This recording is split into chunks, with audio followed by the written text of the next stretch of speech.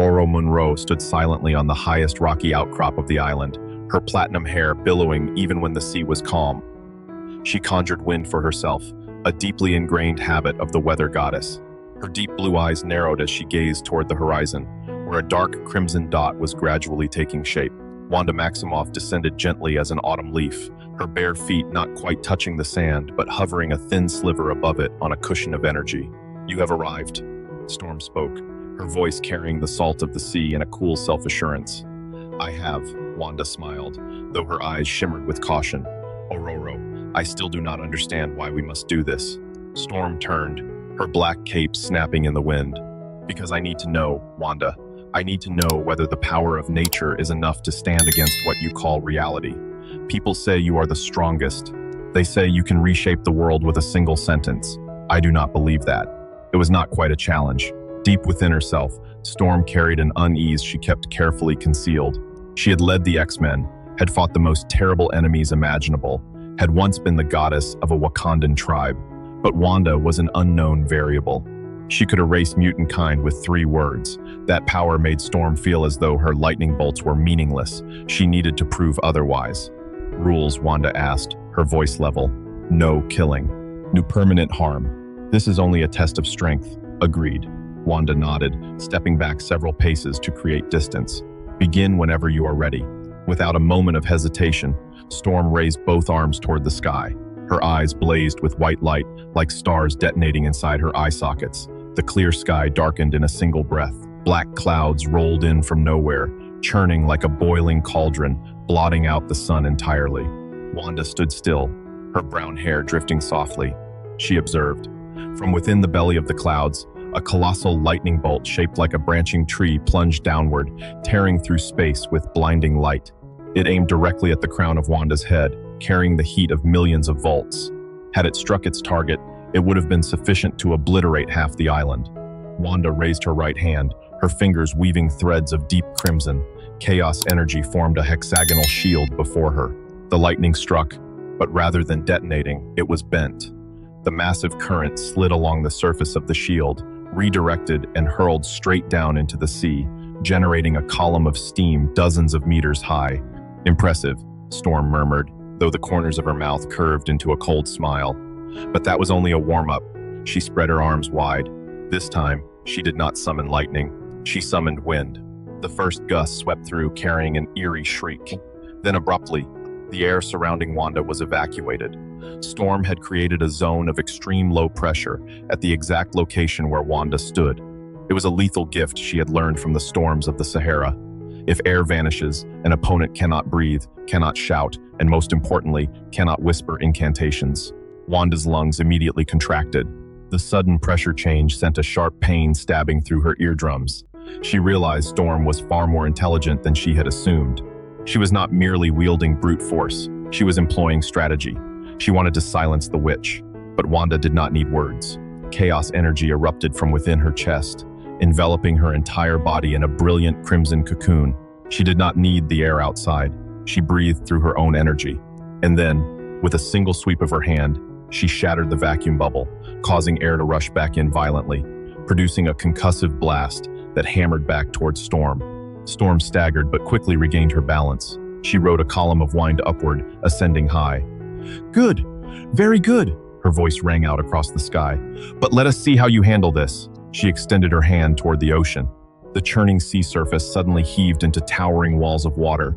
Simultaneously, the temperature plummeted so sharply that Wanda's breath crystallized into fine particles of ice. Storm combined 2 elements, water and cold. The tsunami walls froze solid into soaring ice cliffs, moving like enormous jaws closing in, poised to crush Wanda entirely. Wanda looked up. Their beauty left her momentarily breathless. The translucent ice cliffs reflected the red light of her energy, casting thousands of frigid rainbows. Storm was truly an artist, but all of this exists within reality. Wanda whispered, and this time, her words carried weight. In this reality, there is no ice. The colossal ice cliffs, each weighing millions of tons, hurtling forward at terrifying speed, suddenly shimmered. They did not shatter. They did not melt. They transformed into enormous strips of fabric, soft and flowing, pale pink in color. The silken ribbons drifted gently on the wind, harmless, twining around one another like a ballet in slow motion. Storm's jaw fell open. She felt the change. It was not an illusion. The ice had genuinely vanished from its physical structure. It was no longer ice. It was silk. "What in the world?" she cried out, fury igniting within her. "I told you," Wanda replied serenely, still standing exactly where she had been from the start. "You rely on what already exists. I am not constrained in that way." Storm gritted her teeth. The confidence she had carried at the beginning was beginning to fracture. She had poured an enormous amount of power into that assault, and Wanda had dissolved it with the ease of turning over her hand. Not by resisting it, but by altering the very nature of the weapon. That was genuinely terrifying. But Aurora Monroe was not someone who gave up easily. She had faced towering sentinels, had faced Callisto in the battle for leadership of the Morlocks, had faced her own fear as a child scrounging through the streets of Cairo. She would not crumble before a woman who simply stood still and whispered, "You want reality." Storm's eyes became two hollow white voids, pupils gone entirely. Then taste the reality of a star.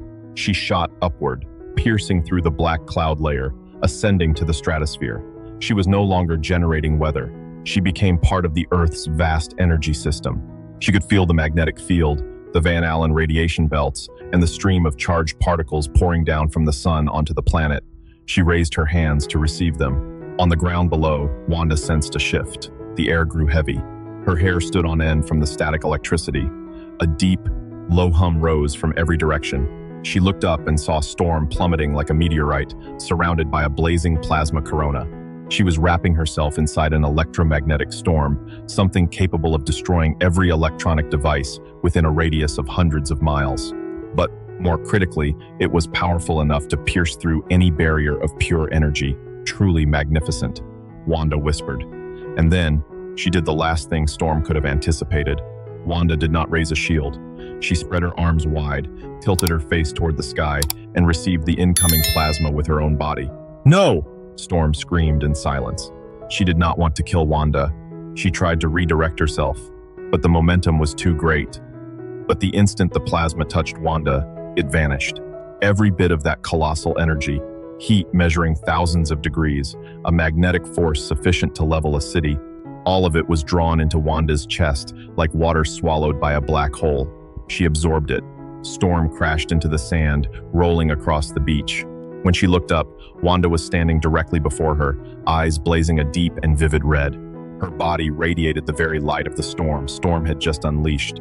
She had turned herself into a vessel. "I could return it to you," Wanda said, her voice low and resonant, no longer sounding like an ordinary human voice. "But I will not."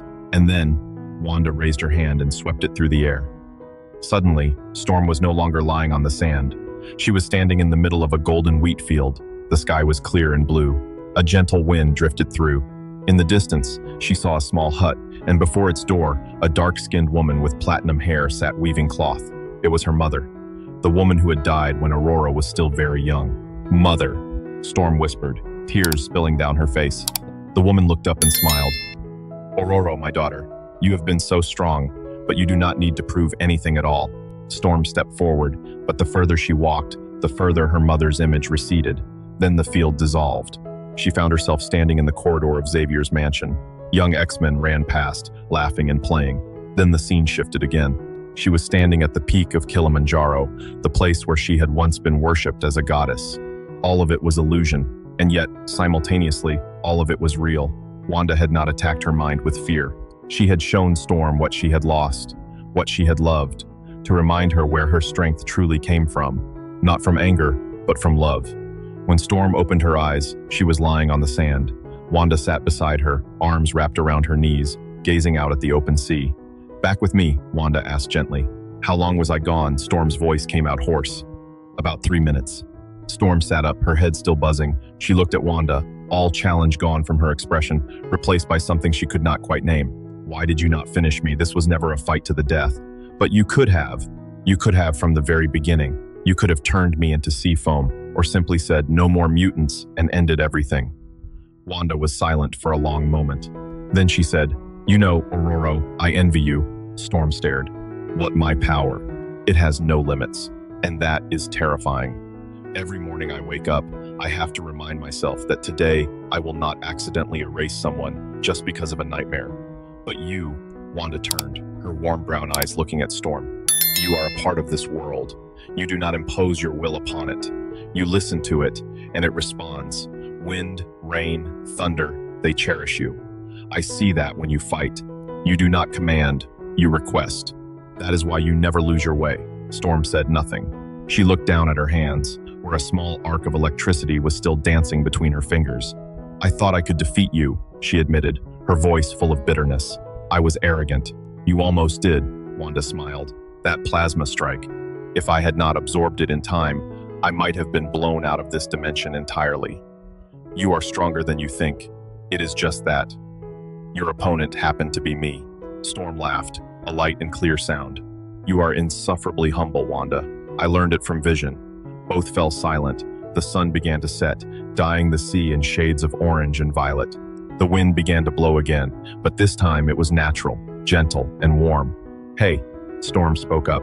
If one day, the thing inside you loses control, I know, Wanda cut her off. When that happens, I will call you, and you will call the storm. Agreed. Storm stood up, brushing sand from her cape.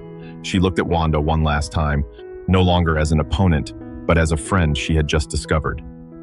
Wanda, let me ask you something. Yes, when you turned ice into silk, was that real or an illusion? Wanda winked. Reality is mine to decide, remember? She snapped her fingers. From the sky above, a shower of cherry blossom petals began to fall, blanketing the beach in soft pink. Storm caught one petal. It was soft, real, and melted in her hand into a single small drop of water. Show off. Storm shook her head with a laugh, then called upon a gust of wind, sweeping the petals in circles around the two of them like a farewell. They left the island, each in their own direction. But in the night sky that evening, two stars seemed to shine brighter than usual, one the silver of lightning, one the red of chaos. And they stayed beside each other, guiding the ships lost upon the vast ocean. 3 months after the battle on the deserted island, Storm received an urgent signal. The screen in the X-Men Mansion war room flickered with coordinates. A small town in Sokovia, the place that had once been Wanda's home. No one else on the team noticed, but Storm did. She had been watching over Wanda since that day, not out of suspicion, but because of a strange bond she could not name. She flew straight across the Atlantic, riding the high-altitude wind currents. When she arrived, the sight before her made her heart tighten. The entire town was submerged beneath a massive sphere of deep crimson energy. Inside, time appeared to run in reverse. Crumbling buildings were rebuilding themselves. Residents walked backward like frames of film rewinding, and at the center, Wanda was on her knees, both hands clutching her head, her entire body trembling. She was losing control. Wanda Storm shouted, but her voice was swallowed by the terrifying hum of the chaos energy. She plunged into the sphere. Immediately, the reality around her began to warp. Her skin turned transparent, then opaque as stone. Her hair became fire, then water. She saw herself grow old, grow young again, then vanish entirely for a split second before returning to her original form. Every step was a battle against existential annihilation. Do you remember our promise? Storm roared, struggling to hold on to her consciousness. When the thing inside you loses control, I will call the storm. She raised her hands, but this time not to attack. She called the rain. Not acid rain, not hail, just rain. Pure, cool drops of water falling through the deep crimson sphere of energy, touching Wanda's face. Wanda flinched. Her eyes, which had turned the blazing red of pure chaos, suddenly flickered. A faint trace of brown returned. Rain, Wanda whispered, her voice breaking. Aurora, I am here. Storm stepped closer, despite the reality screaming all around her. I did not come to defeat you. I came to remind you. You are Wanda Maximoff. You are not chaos. You are the woman who taught me about humility. Tears streamed down Wanda's cheeks, blending with the rain. The sphere of energy began to contract, slowly, trembling, like a heart gradually calming down after a moment of panic. I dreamed of Pietro, Wanda sobbed. He was alive, but when I woke up, I had accidentally... It is all right. Storm knelt down beside her, placing a hand on Wanda's shoulder. We will fix it, together. For the first time in hours, Wanda looked up. The red sphere had dissolved completely. The town returned to normal, as though nothing had ever happened. There were only two women kneeling in the middle of a rain-soaked square, beneath the gentle rain that Storm continued to hold. "I am sorry," Wanda said. "There is no need," Storm replied. "This is what we do for each other, remember?" Wanda nodded, and for the first time in 3 months of wandering the world alone, she smiled. A faint smile, but a real one. What do you all think? Let me know your thoughts in the comments below. Do not forget to subscribe to the channel. Thank you all so very much.